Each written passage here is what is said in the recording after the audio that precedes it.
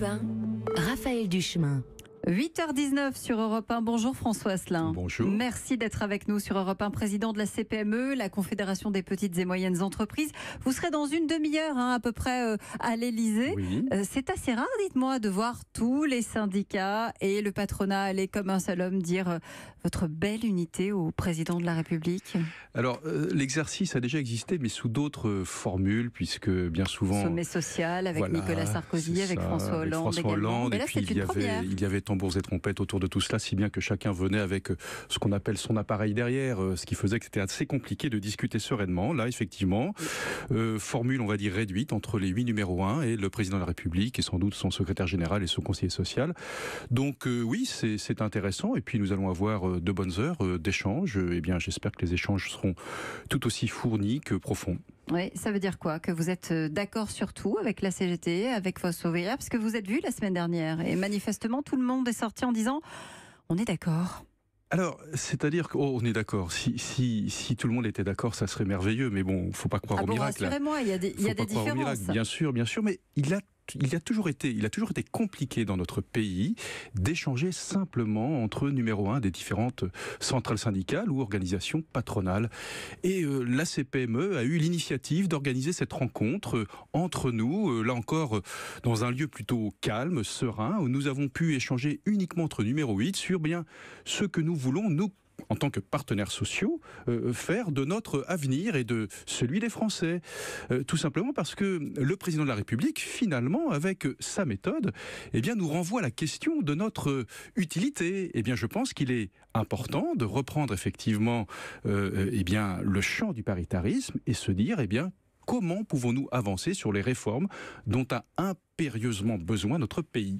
Est-ce que vous allez justement vous fixer votre propre agenda en dehors de celui que souhaite vous voir programmer le chef de l'État? Parce qu'on a entendu ça et là dire attention, ce n'est pas le maître des horloges.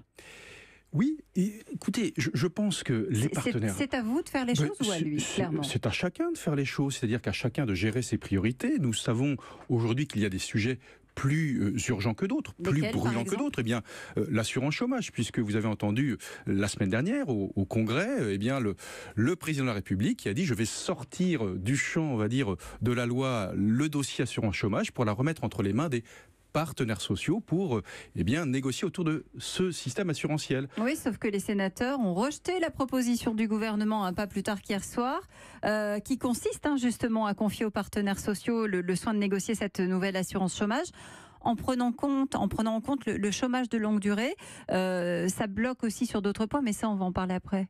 Oui, bien c'est là où il va bientôt, bien sûr, falloir se mettre d'accord sur qui doit négocier quoi. Alors, et sur quel champ. C'est-à-dire qu'à partir du moment où le président de la République, et d'ailleurs c'est pas une surprise puisque c'était dans ses annonces de campagne, a décidé d'élargir le champ de l'assurance chômage à la solidarité. Ce n'est plus simplement une assurance chômage qui est faite pour régler les problèmes de parcours professionnel lorsqu'on perd son emploi, mais c'est de l'élargir aux démissionnaires ou aux travailleurs indépendants. À partir de ce moment où on élargit le champ, eh bien, il faut se poser la question de qui doit tenir les manettes du système. Pourquoi? Parce que si d'un côté, on remet dans la barque de l'assurance chômage des frais indus décidés par le pouvoir politique, il sera compliqué de demander aux partenaires sociaux d'équilibrer le régime, voyez-vous. Donc il faut effectivement remettre chacun en responsabilité, décider qui doit s'occuper de tel dossier ou de tel autre dossier, et à partir de ce moment-là où chacun connaîtra les périmètres de sa responsabilité, oui, nous pourrons négocier. Mais il y a un danger sur cette question de l'assurance chômage, c'est que l'amendement qui a été déposé, manifestement, peut être non conforme au regard de la Constitution. Oui, alors écoutez, là il va y avoir effectivement une petite bataille parlementaire, mais vous savez, je pense que le gouvernement sera assez habile pour retirer cela et le remettre entre les mains des partenaires sociaux. Et vous êtes capable, vous, partenaires sociaux, de tomber d'accord avec la CGT, par exemple, sur la question de l'assurance chômage? Ça va être très compliqué, mais tout dépend sur quoi nous devons négocier. Si on doit simplement négocier sur une partie très étroite de l'assurance chômage, ça sera très compliqué, parce que si d'un côté on nous demande par exemple de négocier sur les contrats courts, sans parler du reste, à savoir le retour à l'emploi et les mesures incitatives du retour à l'emploi, comprenez comprenez-nous bien que ça sera extrêmement compliqué de trouver une solution. Donc effectivement, il faudra voir quelle est l'assiette de négociation sur laquelle nous pourrions effectivement avancer entre les partenaires sociaux, et à nous de prouver à ce moment-là que nous pouvons être efficaces. Comme nous l'avons été, d'ailleurs, je vous ferai remarquer, lorsque nous sommes mis en situation de responsabilité sur les retraites complémentaires, par exemple, où nous n'avons pas le droit d'emprunter, eh bien, nous arrivons à signer des accords. Justement, l'assurance chômage universelle ouverte aux indépendants, à davantage de démissionnaires, ça c'était une promesse d'Emmanuel Macron. Oui. Alors, c'est une Vous promesse. en attendez beaucoup? C'est une promesse qui va coûter au régime entre 4 et 500 millions d'euros. Donc si on nous demande d'équilibrer ce régime en rajoutant des promesses eh bien, que le président a l'air de vouloir tenir, on ne va pas lui reprocher, eh bien ça va être compliqué de trouver effectivement la solution d'équilibrer un régime lorsque le pouvoir politique décide de l'élargir à la solidarité. C'est ce que je vous disais, il faut choisir qui doit décider de quoi. Si l'État veut choisir la solidarité, pourquoi pas? À ce moment-là, il faut le sortir du champ de la négociation parce que nous ne pourrons pas équilibrer ce régime. Justement, il y a d'autres sujets qui fâchent. On l'a vu, par exemple, les sénateurs ont échoué à trouver un accord sur le projet de loi Avenir professionnel. Alors, il n'y a pas que l'assurance chômage, évidemment, à l'intérieur. Il y a aussi tout le volet de la formation professionnelle. Là, ça risque aussi de coincer avec les autres partenaires sociaux, ceux avec lesquels vous avez, la semaine dernière, affiché une si belle unité. Oui, pourquoi? Parce qu'on se retrouve dans une situation un petit peu paradoxale. Parce que sur la réforme de la formation professionnelle et de l'apprentissage, le gouvernement avait demandé aux partenaires sociaux de se mettre d'accord sur une feuille de route. Eh bien, tenez-vous bien, ils se sont mis d'accord rapidement, d'une façon quasi unanime, hormis la CGT, mais tous les autres ont signé cet accord. Et puis, badaboum, la ministre du Travail a annoncé écoutez, ça ne me plaît pas, vous allez voir, on va faire le Big Bang. Et puis finalement, eh bien, on s'aperçoit que malgré la tenue d'une feuille de route respectée par les partenaires sociaux, le gouvernement a la tentation de reprendre la main sur beaucoup de dossiers en écartant plus ou moins les partenaires sociaux. Donc ça veut dire qu'on fait semblant de vous laisser la main, mais qu'en fait ça n'est pas le cas?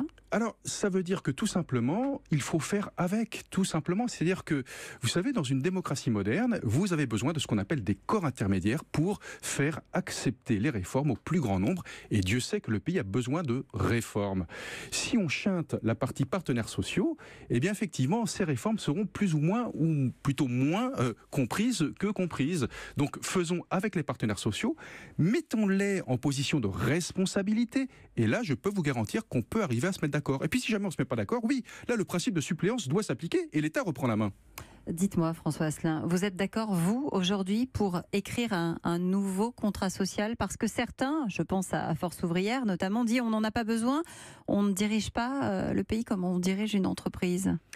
On ne dirige pas le pays comme on dirige une entreprise. Par contre, il y a quelque chose qui est très fort dans une entreprise, c'est le principe de réalité, qui est la même chose au niveau d'un pays. Si nous voyons les dérives budgétaires en face de nous, sans les traiter, eh bien nous ne répondons pas au principe de réalité et il nous exposera la figure. Donc ce que nous devons, nous, partenaires sociaux, c'est de prendre en compte ces principes de réalité et en fonction de ces principes de réalité, mener les bonnes réformes ensemble. C'est ce que vous allez dire dans une demi-heure à Emmanuel Macron? Bien évidemment.